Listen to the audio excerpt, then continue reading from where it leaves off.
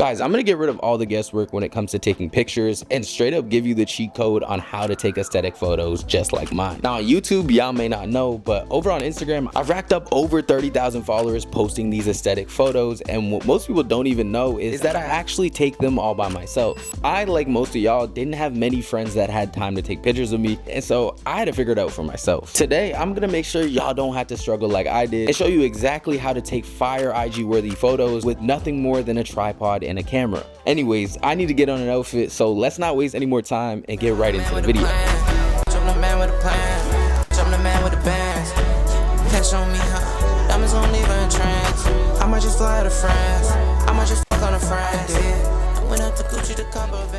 Alright y'all, I got my fit on, but before we head out to the location, I wanted to run through the few pieces of gear that you're definitely going to need if you want to take some fire pictures of yourself. Let's get into it. I take a bunch of pics on my iPhone 14 right here, so whether you have a phone or a nice mirrorless camera like this, it doesn't matter, you're still going to be good to take some nice pictures. I shoot on my Canon camera and it comes with a dedicated app for your phone. This just allows me to start the timer instead of having to go back and forth from the camera. But if you guys are using a phone, you can get a Bluetooth clicker off of Amazon for under $10. They're very affordable, and you might even be able to find one that comes with a tripod as well. This tripod right here, just look at it as your best friend, because this is what's going to make it possible to get our camera set up perfectly and get all the right angles. A third and optional item that you can use is a flash. I mean, obviously all iPhones do have a built-in flash, but if you are using a mirrorless or DSLR camera, then you can pick yourself up something affordable like this flash from Godox. Anyways, y'all, that's all the gear that I'm going to be bringing with me today and all that you'll need. Now it's time to go get some fire pictures. Let's head out. What up, y'all? So I just got to the spot. I'm gonna get a few clips to show y'all, but if I'm being honest, location really isn't that important, especially if you're good at shooting. What's more important than location is getting down your lighting and composition.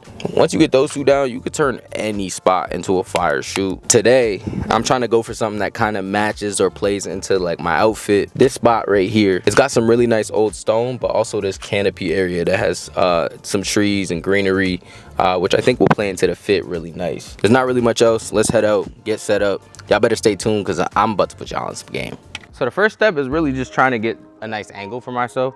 I know where I want to stand, like near that yellow post. I'm gonna get my composition right over here before I even try and get in front of the camera. Also make sure to use a grid on my camera, so I'm gonna go ahead and show you what it looks like. This 3x3 grid, I try to use that second line right there to kind of line up my head or get my head near the second vertical line. That's the best way to do it. There's really not much to it besides posing and kind of getting comfortable in front of the camera, which I'm gonna show you guys right now an example of how to do. Just to let you know, whenever I'm looking down at my phone, it's because I'm setting the timer, but I just took a few test shots in this first location. Look how much better this lighting is. And guys, this just shows you why you need to try different angles, because if you just look at these two pictures right here, you can see how much better this overall lighting looks in this second position. From here, I really just try to do natural movements. In my opinion, it gets the best looking photos. This ensures your photos aren't looking stiff. Again, make sure to get a variety of shots. I always try different angles and close-ups, and don't be afraid to do something a little different like this, because it just adds personality to your photos. Of course, not every single pose is going to be a banger, but if you're taking enough photos, you're gonna get some heat.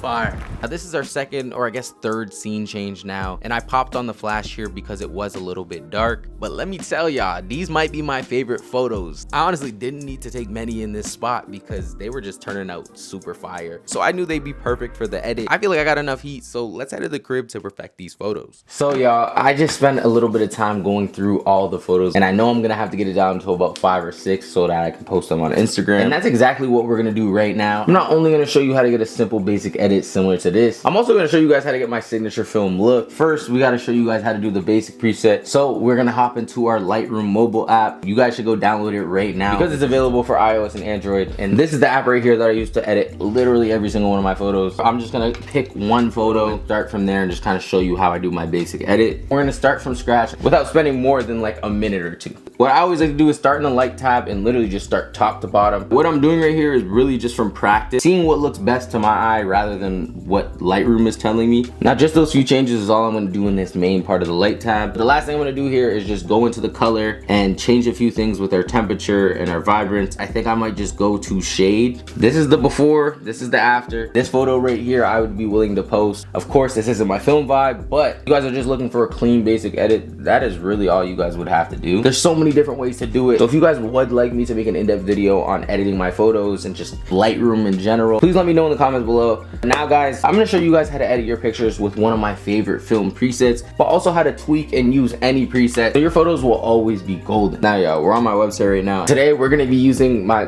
favorite preset by far, this homecoming preset. And it may not look like much right now, but y'all will see in just a second when I throw them on my pictures. Now you do have to check out, but what I'm gonna do for this video in particular is leave a code right here for the first 10 people. This is gonna give them this homecoming preset 100% for free. And for the next 50 people, I'll give you guys this code right here, which will give you 50% off all the presets. Now once you check out on the website, it's gonna say preparing download. Just give that a few seconds and then it will say download now. Once you do, you can open up your downloads on the Safari tab. And at this point, the preset is gonna look like a picture. You are gonna have to press this share button and open this DNG file into Lightroom. If you click launch now, it'll bring you right into Lightroom and to the photo. So it's very simple. You'll see it has a preset on it. You wanna click the 3 dots in the top right corner, create preset, and then name it the homecoming preset so you know exactly what it is. Now at this point, it gets added to your preset library and you can throw it on any photo you want. We're gonna go ahead and see how it looks on my photos. Figure I might as well start with this one because it's one of my favorite photos. We're gonna go ahead and scroll through our user presets, homecoming preset. This already looks dope as hell, but personally, I'm looking for a little bit of a warmer vibe, so I am gonna tweak this just to my liking. I can already see the yellow's a little bit washed out. So what we're gonna do is go into the light tab and take down not only our highlights but also our whites. Now I'm just gonna move over to this color tab and mess with the temperature a bit. I'm definitely happy with this, but let's just see how this preset looks on another one. You guys can see the preset's not gonna hit perfect every single time. Yeah, I do have to do a few tweaks, but breezing through these edits. What's crazy about this is this was literally the first preset that I selected. I mean, if I go through my other presets, you guys already seen the full catalog, so I really don't want to do any more promoting, but there is a ton of different ways that I could take this photo, whether it be nice and cool like this or something a bit more magenta toned like this. The options are endless here, especially with the presets. Kind of takes all the guesswork out of editing and getting nice photos. If y'all end up buying some of the presets, please let me know what you guys think in the comments below. Here are the before and after of my top 5 favorite photos. As you can see, we got the nice warm aesthetic, film grain, very vibrant colors. I just really loved how these photos turned out. And under an hour, I got some crazy outfit photos ready for Instagram. And if it wasn't for this video, nobody would even know I took them all by myself. Anyways, y'all, I'm gonna be posting this Instagram swipe. So if y'all wanna check that out, I'll make sure to leave the link to my profile in the description below. I'm really hoping y'all are gonna take advantage of the photo tips and start going crazy on the gram. So don't be afraid to leave your Instagram handle in the comments. I hope you guys enjoyed this video, and if you did, please make sure to leave a like and subscribe. And as always, I hope you have a great day. Peace.